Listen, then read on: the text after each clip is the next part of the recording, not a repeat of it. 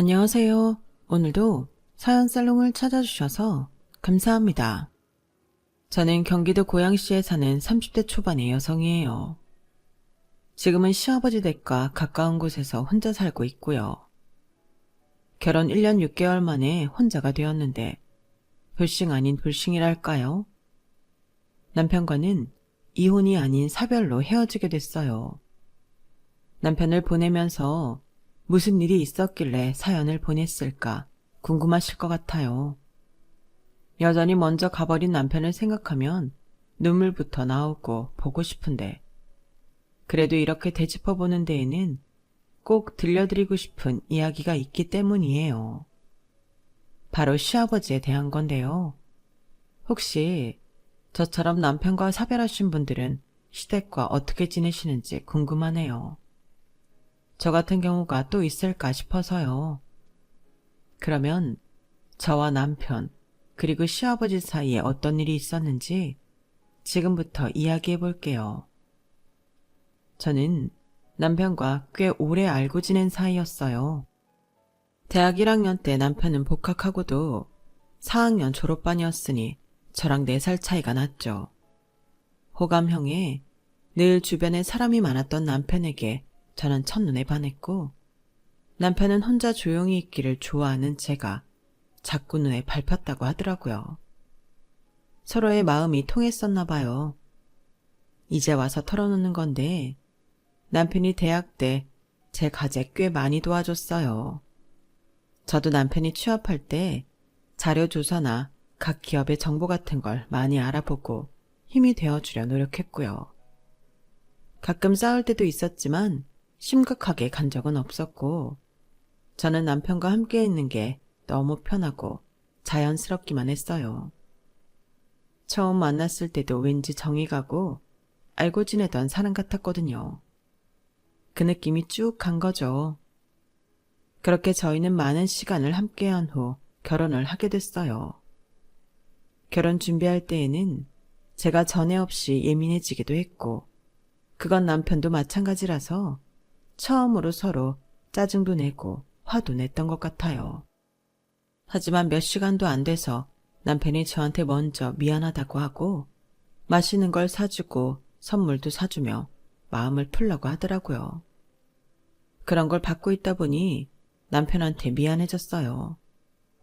남편도 당연히 힘들고 스트레스 받을 텐데 다 저한테 맞춰주고 있었으니까요. 오빠도 기분 나쁜 거 있으면 얘기해. 나한테 이런 거는 섭섭했다 말하라고. 이러면 나만 나쁜 사람 같잖아. 아니야. 내가 진짜 네 생각 못 해준 게 마음에 걸렸어. 나도 스트레스 많은데 너는 오죽할까 싶더라고. 원래 결혼 준비는 여자들이 더 신경 쓰이는 것도 많다는데 내가 너무 내 입장만 앞세웠어. 나도 미안해 오빠. 생각 못한 건 나도 마찬가지잖아. 결혼 전에 이렇게 싸우니까 살면서는 얼마나 더 싸울까 걱정도 되더라고. 우리 지금처럼 서로 생각해주면 잘 살 수 있어. 걱정하지 마. 남편은 이렇게 따뜻하고 상대를 배려하는 마음이 큰 사람이었어요. 제가 그런 사람과 결혼한다는 게 얼마나 가슴 벅차고 자랑스러웠는지 몰라요. 게다가 사회생활도 잘하고 능력도 있어서 대기업에 다녔거든요. 정말 모든 걸 다 갖췄다고 해도 과언이 아니었어요. 친구들도 저를 많이 부러워했고요. 저는 제 남편이 모두가 바라는 남성상이라는 것에 좀 자만했던 것 같기도 해요. 저 역시 남편과는 다른 대기업의 연구소에 다니고 있었으니 좀 잘난 맛도 있었고요. 양쪽 집안에서도 저희 결혼에 이의를 제기하는 사람은 없었어요. 오히려 결혼 안 하면 그걸 이상하게 생각할 정도였죠. 저희 부모님은 남편은 정말 좋아했고 시아버지도 저한테 늘 따뜻하고 다정했어요. 남편이 시아버지 성품을 닮아서 저렇구나 라는 생각이 들 만큼요. 시어머니는 남편이 군대에 있을 때 돌아가셨다고 들었어요. 시댁 식구는 시아버지랑 남편 이렇게 딱 단 둘이었어요. 남편한테 다른 형제도 없었고요. 시아버지는 주택가에 아주 크지는 않은 4층짜리 건물을 갖고 계셨는데 거기 1층 전체에서 한식당을 하셨어요. 원래 은행에 다니시다가 남편 중학생 때 퇴사하고 시작하셨다는데 그 지역에서는 꽤 유명한 맛집이더라고요. 저는 그런 것도 모를 때 먹어보고 너무 맛있어서 눈이 동그래질 정도였어요. 원래도 양식을 별로 안 좋아하고 한식을 좋아했던지라 시아버지 식당에 꽤나 들락거렸었네요. 대학 다닐 때는 방학이면 시아버지 식당에 가서 심부름도 하고 홀 서비스도 돕기도 했고요. 그걸 보고 시아버지는 흐뭇한 미소를 지으며 말씀하시곤 했어요. 영주, 나중에 우리 정훈이하고 결혼하면 내가 이 식당 물려주마. 아, 정말이죠? 약속하신 거예요? 이 가게 제가 물려받습니다. 제가 그렇게 넉살 좋게 받아치면 남편이 한마디 하고는 했네요. 아빠, 괜한 소리 하지 마. 얘가 지금 아무것도 모르고 이러는 거라니까. 영주 너 이런 식당 운영하는 게 얼마나 힘든데 덥석 받는다고 하냐? 식당 하는 거 장난 아니야. 너 이거 하다가 진 다 빠져. 그럼 지금부터 차근차근 배우고 체력도 키워놓으면 되잖아. 정훈이 이놈이 벌써부터 영주 너 힘들까봐 걱정부터 하는구나. 이놈아, 내가 네 애미 걱정을 그렇게 해봤냐? 참. 이런 말이 오갈 정도로 저희는 사이가 무척 좋았고 식당에서 일하시는 분들은 물론이고 남편과 시아버지 지인들도 저희 결혼은 당연한 걸로 알았어요. 제 친구나 친정 쪽도 마찬가지였고요. 제가 결혼해서 가장 스트레스 받았던 건 집 문제였는데요. 제가 사회생활하고 얼마 안 돼 하는 결혼이라 친정 부모님이 집 장만하는 데 돈을 보태주시기로 했는데 당시 저희 집에 문제가 좀 생겨서 보탤 수 없게 됐었거든요. 남편은 저 모르게 그 문제를 시아버지와 상의했고 시아버지는 제가 보태야 하는 돈을 선뜻 내주셨어요. 그러면서 아파트를 저와 남편 공동명의로 하라고 하시는데 저는 절대 안 된다고 했죠. 제가 기여한 게 없는데 무슨 공동명의냐고요. 저는 그 정도로 뻔뻔하지는 못해서 그러면 제가 불편해서 그 아파트에서 못 산다고 했더니 시아버지는 알았다고 하시면서 살면서 천천히 생각해보라고 하셨어요. 저는 그 정도로 저를 배려해 주시는 것만도 너무 감사했고 내 인생의 모든 복이 남편과 시댁에 있나 보다 싶었네요. 친정 부모님은 감사 표시로 시아버지한테 선물도 하시고 성의 표시를 하셨어요. 그럼에도 시아버지는 마음 쓰지 말라며 이제 제가 당신 자식도 된다며 마음 편히 갖도록 많은 애를 쓰셨네요. 그렇게 모두의 축복과 도움을 받으며 결혼 준비를 이어갔고 저는 정말 아주 순탄하게 결혼하게 되리라 의심치 않았어요. 이미 결혼 날짜도 잡았고 예식장 예약도 했고 신혼여행 준비까지 거의 모든 걸 마친 상태였는데요. 불행은 갑작스럽게 다가온다고 하죠. 제 경우가 정말 그랬어요. 결혼식 한 달 전 남편은 갑자기 병원에 입원을 하게 됐어요. 처음에는 너무 야근을 많이 하고 몸을 혹사해서 지쳐서 그런가 보다 하고 찾아간 병원이었는데 검사 결과가 너무 심각했죠. 신부 전에 췌장염까지 그리고 그로 인해 협심증까지 발병한 상태였어요. 신장 같은 경우는 이식을 받으면 되는 거 아니냐고 제가 의사한테 물었는데 의사는 별 말을 못하더라고요. 남편 몸이 수술을 감당하기에는 너무 쇠약해져 있었고 이미 다른 합병증들이 진행이 많이 된 상태라 신장 이식을 한다고 해도 장담할 수 없다는 거였어요. 저는 그걸 믿을 수 없었어요. 얼마 전까지 멀쩡한 사람한테 이런 많은 병이 있다고? 아니야, 말도 안 돼. 여기서 뭐 잘못한 거야. 다른 병원 가자. 병원 오진율이 50%라는 말도 있잖아, 오빠. 그냥 피곤하고 몸이 지쳤던 거고 다른 증상 없었잖아. 그렇게 제가 우겨서 남편과 다른 대학병원을 가보고 또 다른 대형 병원을 가보았는데 결과는 다 같았어요. 오히려 더 심각하게 보는 것도 있었고요. 갑자기 앞이 캄캄해지는 기분이 들었어요. 사랑하는 사람이 이렇게 아플 때까지 아무것도 몰랐다니 제 자신이 너무 싫어지더라고요. 처음에는 눈물밖에 안 났어요. 친정 부모님은 남편이 안타까워 어쩔 줄 몰랐고 시아버지는 정말이지 혼이 나간 표정으로 계시더라고요. 겨우 움직이시는 것 같았어요. 그도 그럴 게 아내 먼저 보내고 서로 의지하며 여기까지 왔는데 그런 아들이 결혼 앞두고 저런 중병에 걸려있다는 게 얼마나 기가 막혔겠어요. 병원에서는 남편한테 언제 위중한 일이 닥쳐도 이상하지 않다고 하더군요. 하지만 저는 제가 옆에서 잘 케어하면 그런 일은 생기지 않을 거고 오히려 기적이 일어날지도 모른다고 생각했어요. 그러니 결혼도 당연히 예정대로 하는 거였죠. 더한 병을 갖고도 계속 사는 사람들도 있는데 아직 젊은 나이에 뭘 못 이기랴 싶었어요. 하지만 남편의 생각은 달랐어요. 세 번째 병원에서 진단을 받고는 마음을 먹었다고 하더라고요. 우리 헤어져. 네 인생 이렇게 젊을 때 내 병 권하는데 시간 다 쏟게 할 수는 없어. 나 언제 어떻게 될지 모른다잖아. 그런데 결혼하자고 하는 건 내가 진짜 미친놈이지. 헤어지자. 아니, 난 그렇게 못해. 나 오빠랑 결혼할 거야. 병 권하는데 시간 쏟는 게 뭐가 어때서? 그게 오빠인데. 오빠잖아. 오빠 인생이 내 인생이고 내 인생이 오빠 인생 아니었어? 내가 그랬으면 오빠는 나랑 결혼 안 한다고 파혼하자고 해? 아니지? 제 말에 남편은 입을 다물었어요. 남편은 당연히 제 옆에 남아서 끝까지 있을 사람이었으니까요. 저도 그걸 알고 있었고요. 그러니 제 말에 대답을 못하는 거였죠. 오빠, 건강해질 수 있어. 왜 미리 안 좋은 생각만 하고 헤어지자는 말을 해? 나는 못해. 요즘은 웬만한 암도 생존율 다 높아졌잖아. 근데 뭐가 무서워?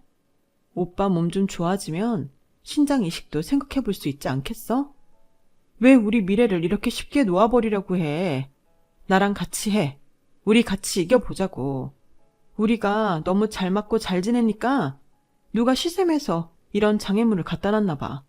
그러니까 이딴 거 그냥 확 치워버리자.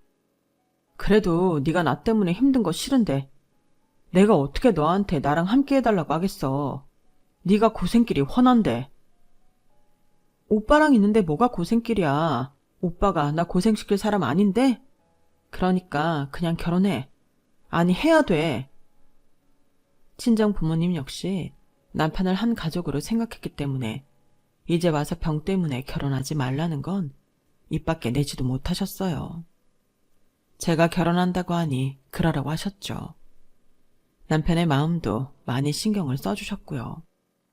시아버지도 남편과 마찬가지로 결혼은 없던 일로 하자고 하셨지만 제가 끝까지 우겨서 결국 예정된 날짜에 예정된 예식장에서 결혼식을 올렸네요. 속사정을 모르는 사람들은 저희가 너무 잘 어울린다고 웃으며 축복해줬지만 양가 부모님들은 남 몰래 많이 우셨어요. 남들은 그게 다 자식 보내느라 그러는 줄만 알았고요. 그렇게 결혼식을 치른 후 해외로 가기로 했던 신혼여행은 저희가 손해를 다 감수하고 취소했고 남편은 회사를 휴직했어요. 저는 남편을 일단 입원시키고 당장 제일 급한 치료부터 받기로 했어요. 신장투석은 물론이고 췌장의 협심증 치료까지 너무나 남편이 견뎌야 할 고통이 많았네요. 저는 남편한테 잘 관리하면서 살아보자고 했어요. 남편은 일단 급한 치료들부터 받고 퇴원을 한 후 정기적 투석을 받았고 다른 치료약들도 먹었어요. 그 외에 저희 부부도 다른 부부들이나 마찬가지의 삶을 살았죠. 멀리 여행은 가지 못해도 양쪽 부모님 댁도 들르고 가까운 교회로 자주 나가서 지냈고요. 그러다가 아예 제가 지방 공기 좋은 데로 이사 가자고 했더니 남편이 극구 반대를 했어요. 너 네 일은 안 해? 네 일 좋아하잖아. 네가 그런 것까지 포기하면 나는 내가 너무 싫어질 것 같아. 그러지 마. 어쩔 수 없이 저는 지방으로의 이사는 포기하고 남편의 병간호를 위해 끊임없이 노력했어요. 그건 친정 부모님도 시아버지도 마찬가지였고요. 남편의 병에 좋다는 건 정말 두 분이 어디서 다 구해와서 남편을 먹였고, 그 덕분인지 남편의 상태는 좋아져서 신장 이식을 생각해 볼 정도가 되었어요. 그러자 남편이 못 갔던 신혼여행을 가자고 하더군요. 비행기 오래 타는 건 힘들 수도 있지만 가까운 데는 괜찮을 것 같아. 우리 전에 같이 대만 가자고 했었잖아. 대만 갈까? 대만도 좋은데 거기보다 좀 더 가까운 데는 어때? 일본이 역시 제일 가깝지? 나 교토 가보고 싶어. 거기 가자. 제가 그렇게 말해서 저희는 일본 여행을 다녀왔고, 그 다음에는 시아버지와 함께 셋이서 제주도 여행도 갔어요. 남편이 너무 힘들지 않게 가까운 데부터 다녀보다가 나중에 더 나아지면 좀 더 멀리 갈 생각이었어요. 제주도에서 해가 지는 바다를 바라보며 제가 시아버지한테 이렇게 말했던 게 생각나네요. 아버님, 내년에 오빠 신장이식 수술 받고 나면 셋이 더 좋은 데 가요. 여기도 충분히 좋다. 제주도 얼마나 아름다우냐. 네, 그래도요. 내년에는 동남아도 가고 대만도 가요, 아버님. 그래, 그러자꾸나.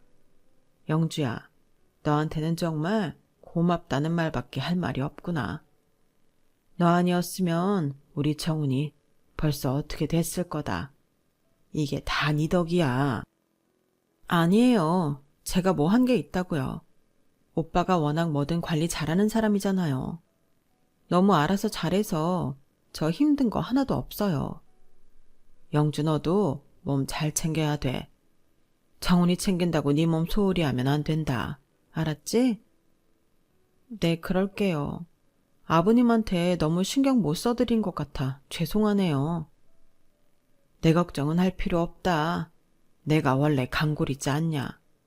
할 수만 있다면 내 건강 정훈이랑 너한테 나눠주고 싶을 정도로 튼튼하니 염려하지 마라. 그렇게 좋은 시간을 보냈던 게 여전히 추억으로 남네요. 아버지는 남편도 남편이지만 제가 어떻게 될까봐 꽤 걱정을 해주셨어요. 남편뿐 아니라 제 보약도 챙겨주시고 저희 반찬까지 주방에 부탁해서 만들어주셨거든요. 그렇게 저는 남편이 순탄하게 치료가 되고 신장 이식도 받을 수 있을 거라 믿고 있었어요. 하지만 너무 갑작스럽게 남편의 상태가 안 좋아지더니 결국 남편은 협심증 때문에 세상을 떠나고 말았어요. 정말 남편하고 이별의 말을 나눌 시간도 없이 남편은 갑자기 저 세상으로 가버렸어요. 협심증이 좋아지고 있다고만 믿고 있었는데 그게 아니었나 봐요.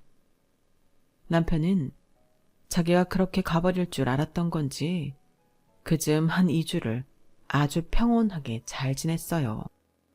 친정에도 다녀왔고 시아버지 식당에도 갔었고요. 너무 잘 지내서 정말 마음을 턱 놓고 있었거든요. 그런데 남편이 그렇게 가기 며칠 전 새벽에 이상한 일이 있긴 했어요. 새벽에 남편이 옆에 없어서 거실에 나갔더니 불을 다 켜놓고 남편이 소파에 앉아서 집을 천천히 둘러보고 있더라고요. 그때 남편의 눈빛이 잊혀지지를 않아요. 뭔가 감정이 가득 찼던 그 눈빛이요. 남편은 저를 보더니 웃으며 말했어요. 그냥 이 모든 게 다 신기하기만 하고 지금 이 순간이 소중하다는 생각이 들었어. 다 하나하나 눈에 잘 담아두고 싶어. 어쩌면 남편은 자기가 그 누구와도 인사하지 못하고 가버릴 걸 알았을지도 모르겠어요. 남편은 아무도 없을 때 방에서 쓰러져서 그렇게 세상을 떠났네요. 저는 장래 내내 울기만 했고 뭐가 어떻게 지나갔는지 기억도 잘 나지 않아요. 시아버지는 결국 몸져 누우셨고 저는 제정신이 아니었죠. 그런 저와 시아버지를 챙긴 건 친정 식구들이었어요. 저는 남편 사진을 끌어안고 방에서 울다가 남편이 보고 싶으면 수목장을 치른 그곳에 가서 나무를 붙잡고 울었어요. 집안 정리고 뭐고 아무것도 하지 않았고요. 그런 저를 보고 친정엄마는 안 되겠다 싶으셨는지 억지로 저를 집으로 데려가 방에 가둬두고 죽을 먹이고 안정제를 처방받아 와서 먹게 하셨어요. 제가 잠도 자자 않았으니까요. 저는 당시에 그러는 친정 부모님이 원망스러웠어요. 나 오빠 아직 못 보냈어. 그런데 억지로 이렇게 자라고 하면 어떡해? 오빠가 저렇게 가버렸는데 내가 어떻게 잠을 자? 나 못 자. 야, 이거사. 너 엄마 생각은 안 해? 우리가 아무리 정훈이 이뻐했어도 그렇지. 내 속으로 낳은 딸 이렇게 되라고 결혼 허락한 거 아니야.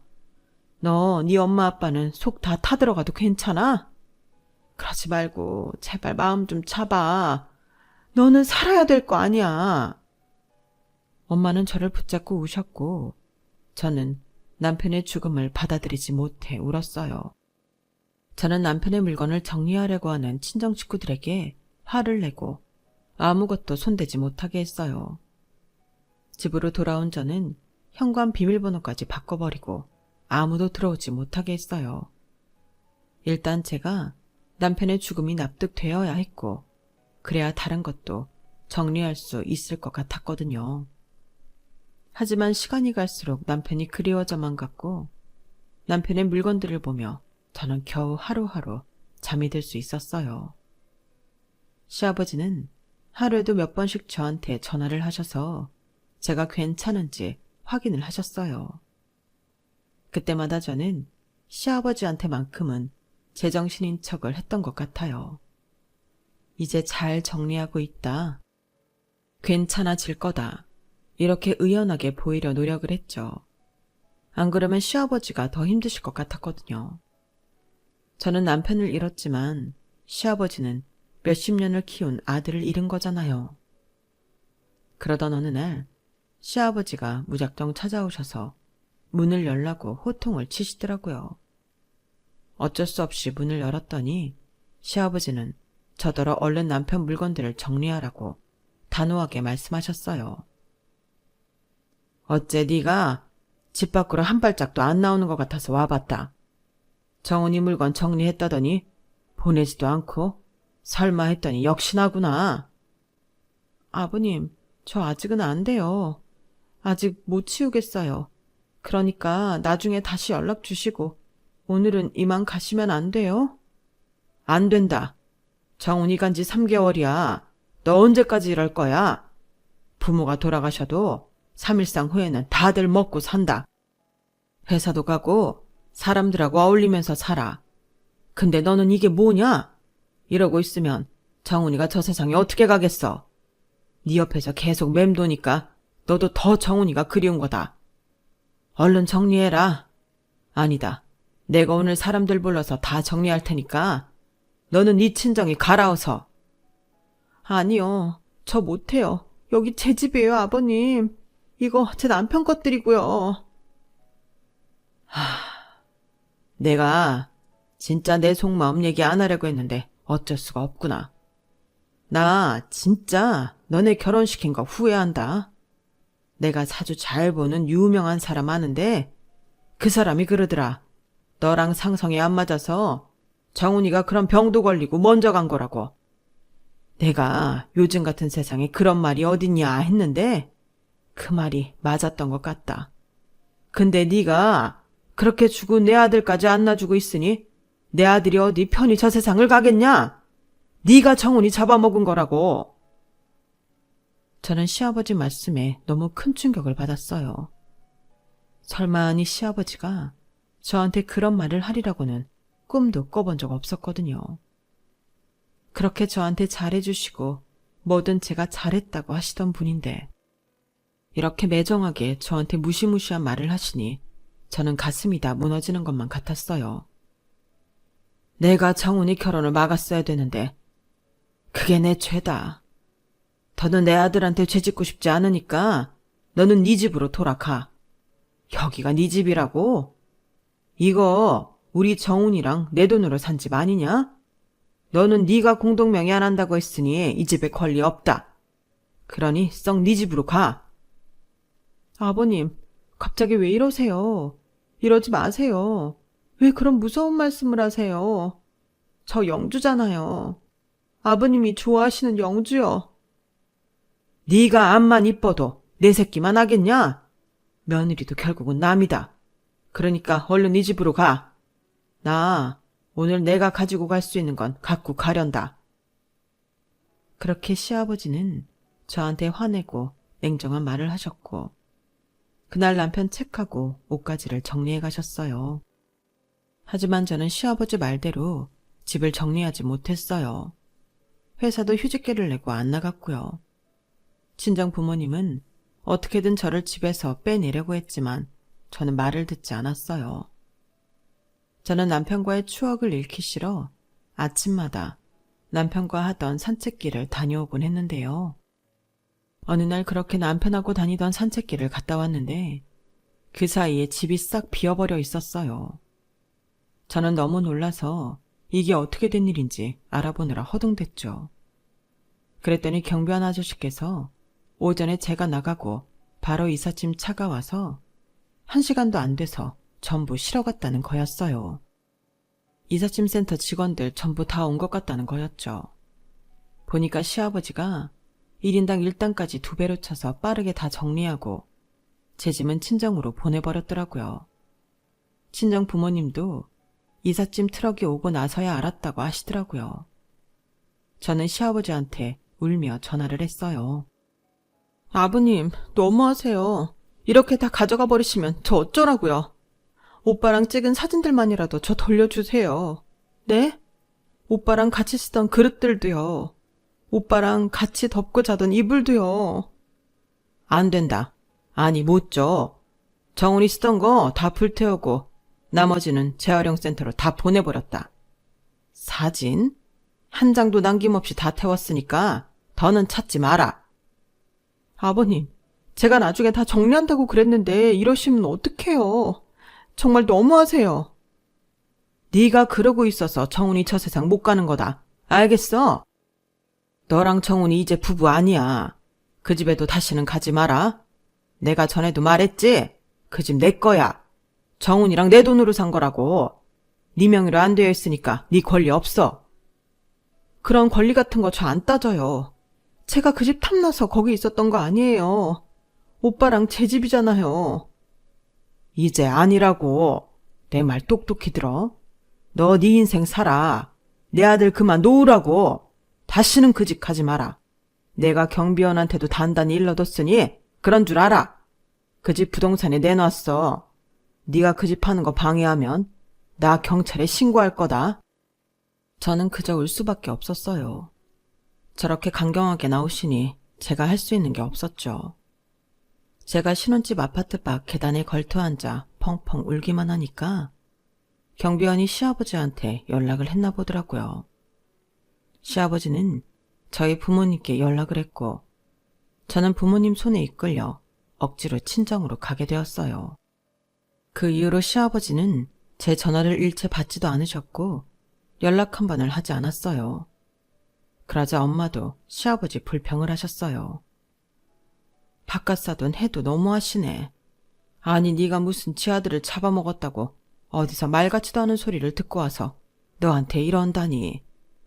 아무리 그래도 이제 집에서 나왔으면 네 전화 정도는 받아줘야 되는 거 아니야? 지 아들 죽어가는데 네가 옆에서 1년을 있었잖아. 이러면 안 되는 거지. 너 다시는 네 시아버지한테 연락하지 말고 얼른 호적도 정리해보려. 그쪽은 얼씬도 하지 말라고. 아버님은 자식을 잃어버렸잖아. 엄마까지 왜 그래? 정훈이 죽은 지 벌써 4달이나 넘었어. 너야말로 정신 좀 차려 이거사. 저는 그날로 집을 나와서 남편과 자주 여행을 했던 교회 펜션으로 갔어요. 펜션 주인이 저를 알아보고는 반가워하더라고요. 예약 없이 와서 며칠 묵고 가겠다는데도 별말 없이 방을 내주더군요. 저는 거기서 일주일가량을 꼼짝도 안 하고 있었어요. 그러고 있는데 시아버지한테 전화가 오더라고요. 너 지금 나한테 내 아들 간병했던 돈이라도 달라는 거냐? 어디 틀어박혀 있길래 니네 가족들이 너 찾아 나한테까지 오냐? 정말 이럴 거야. 아버님, 마음에 없는 말씀 마세요. 제가 그런 것 때문에 이러는 게 아니잖아요. 아니, 나는 너 이해 못한다. 네가 원망스럽다. 너 아니었으면 우리 정훈이 안 죽었을 것 같다고. 너보다 더 끔찍하게 사랑하고 오래 살았어도 이러지 않는다. 나는 네가 다른 속셈이 있다고밖에 생각을 못하겠구나. 저 대학에서부터 지금까지 거의 10년을 오빠하고 지냈어요. 그 세월이 짧은 거 아니잖아요.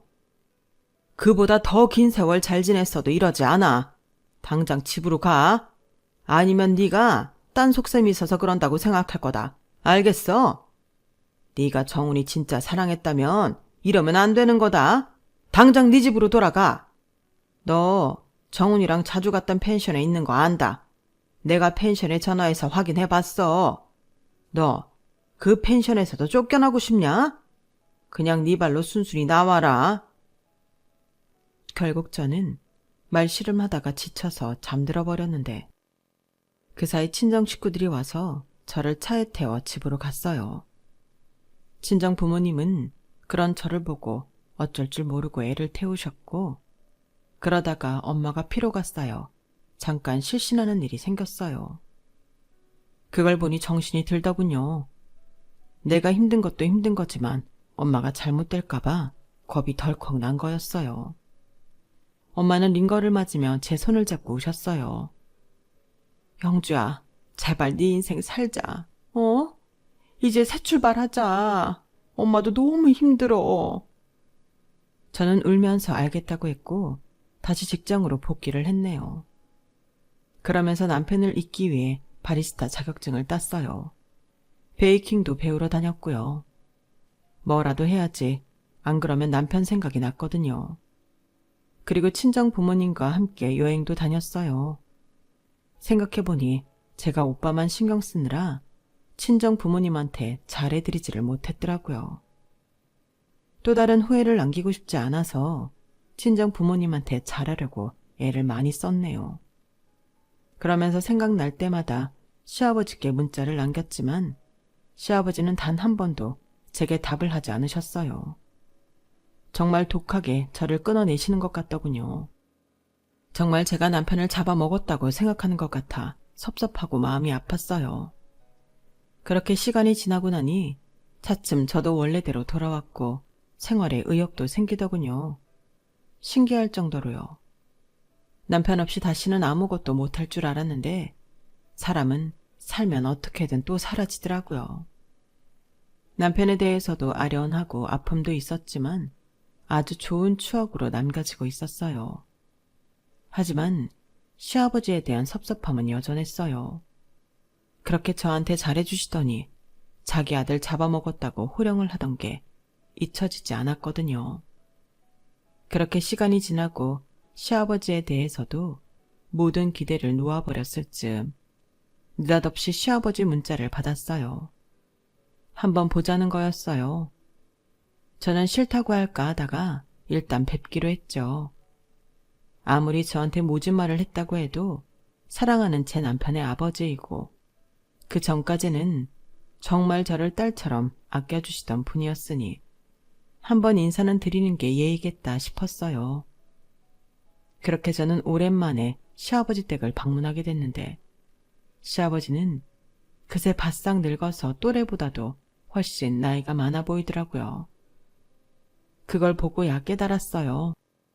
자식을 보낸 슬픔을 제가 느끼는 건 비교할 수 없다고요. 게다가 시아버지가 전부 처분하고 불태웠다던 남편의 옷가지며 이불 그리고 물건들이 전부 그대로 남편이 쓰던 방에 있더라고요. 그걸 보고 눈물이 울컥 치솟는데 시아버지는 저더러 소파에 앉으라고 하셨어요. 그리고는 서류 봉투를 제게 건네시더군요. 아버님, 이게 뭐예요? 너랑 정훈이 살던 그 집 문서야. 이거 이제 네 거다. 아버님, 왜 이걸 저한테, 아니 그것보다 전에 판다고 하셨잖아요. 내가 내 아들 결혼한다고 돈 보태준 집, 그걸 어떻게 파냐? 내 아들이 잘 돼서 큰 집으로 옮긴 것도 아니고 너랑 같이 그렇게 살던 집을 내 손으로 어떻게 팔아? 처음부터 너한테 주려고 했었다. 네 도장이랑 너에 대해 필요한 건 사돈들 도움을 받았다. 부모님도 아신다고요? 네가 알면 절대 안 맞는다고 할 거니까. 이건 내 마음이니까 제발 내 뜻대로 할 수 있게 해달라고 부탁드렸다. 그동안 너한테 못할 말한 거 미안하다.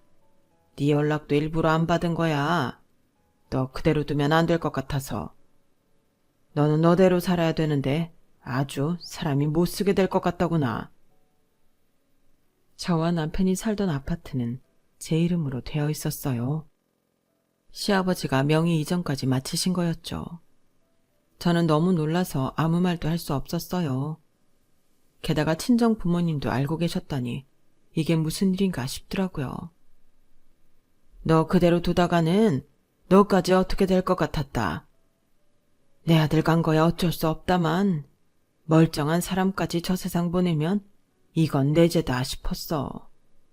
너 잘못될까봐 너무 걱정이 돼서 결국 내가 못된 말까지 했다. 안 그러면 네가 정훈이를 못 놓을 것 같더구나. 네가 나쁜 사람 되는 게 낫겠다 싶어 굳게 마음먹었지. 나도 정말 힘들었다. 안 그러셔도 되는데 왜 그렇게까지 하셨어요? 걱정 끼쳐서 죄송했어요. 제가 아버님 마음은 미처 몰랐어요. 저도 저대로 살았을 텐데 아버님 힘들게만 했네요. 아니야. 영주 너는 또 네 인생 살아야지. 정훈이 기억 속에서만 살면 안 되잖아. 그러면 살아도 산 게 아니다. 너 인생 이제부터야 앞날 창창한테 정훈이한테 묶여있으면 안 되잖아. 새로운 사람들도 만나고 계속 좋은 시간 만들어야 되지 않겠어? 나야 얼마 안 있어 아들 만나러 갈 늙은이지만 너는 아니잖아. 이제는 네가 전처럼 돌아온 것 같다길래 내가 너한테 연락을 한 거다. 내가 바깥사돈하고 연락은 했었다. 아버님, 이 집 제가 못 받아요. 어떻게 받아요? 전에 말씀드렸던 대로 저 그 집에 권리 없어요. 제가 아버님 모시고 여기서 살면 안 돼요? 그런 말 마라.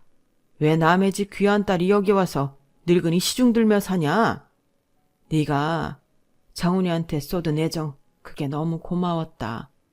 끝까지 내 아들 지켜줘서 고마웠어. 그래서 주는 거다.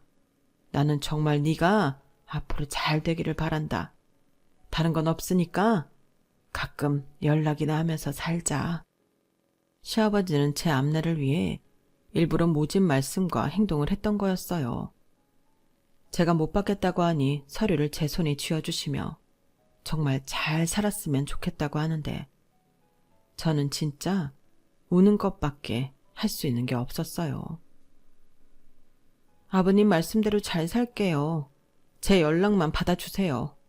저한테 차갑게만 대하지 말아주세요. 물론이다. 내가 왜 너한테 냉정하게 굴겠냐. 그래서야 저 세상 가서 정훈이한테 혼나지 않겠어? 그렇게 시아버지도 눈물을 보였어요. 저는 그 집을 받고 한동안 고민했어요. 그대로 처분하는 거는 저도 안 되겠더라고요. 그래서 전세를 놓고 저는 시아버지와 가까운 곳으로 가서 살기로 했어요.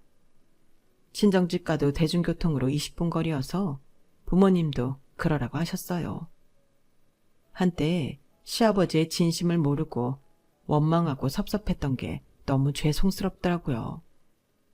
시아버지는 자식을 먼저 보내시고서도 제 걱정까지 하셨던 건데 말이죠. 그 생각을 하니 또 눈물이 나더라고요. 제가 사별한 분들이 시댁과는 어떻게 지내는지 궁금하다고 했잖아요. 저 같은 경우가 또 있으신지 알고 싶었어요. 저는 제 인생 열심히 잘 살 거지만 먼저 간 남편과 시아버지는 죽을 때까지 마음에 품을 것 같아요. 잊혀지는 날은 없을 거라고 생각해요. 저는 시아버지와 연락도 자주 하고 가끔 식당에 가서 일도 도우며 남편이 죽기 전처럼 지내고 있어요. 시아버지는 남편이 죽은 후 한동안 식당을 넘기는 걸 고민하셨지만 결국 할 수 있는 날까지 하기로 하셨대요. 제가 가서 덥석이를 도와도 아무 말 없이 웃기만 하세요. 저는 아직은 다른 사람을 만날 생각이 없어요. 언젠가는 그런 날이 올 수도 있겠지만 지금은 제 삶에 충실하고 시아버지와 그리고 친정 부모님과 좋은 시간을 더 많이 보내려고 해요. 오늘 이렇게 저의 일을 글로 정리하다 보니 좀 더 마음이 홀가분해지는 기분도 드네요. 그럼 지금까지 제 이야기 들어주셔서 감사해요. 다들 꼭 건강하시고 행복하세요. 여러분, 사연 댓글에 응원과 현명한 조언 부탁드려요. 좋아요와 구독은 저에게 큰 힘이 됩니다. 오늘도 좋은 일 가득하세요.